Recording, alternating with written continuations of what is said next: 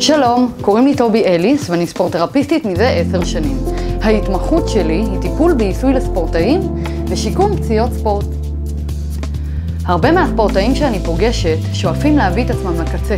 רוצים לרוץ יותר, לרכוב מהר יותר, לגמוע מרחקים, לשפר זמנים בתחרויות. ועם כל זה, הם רוצים את תחושת הביטחון באימונים ללא כאבים ולהימנע מפציעה.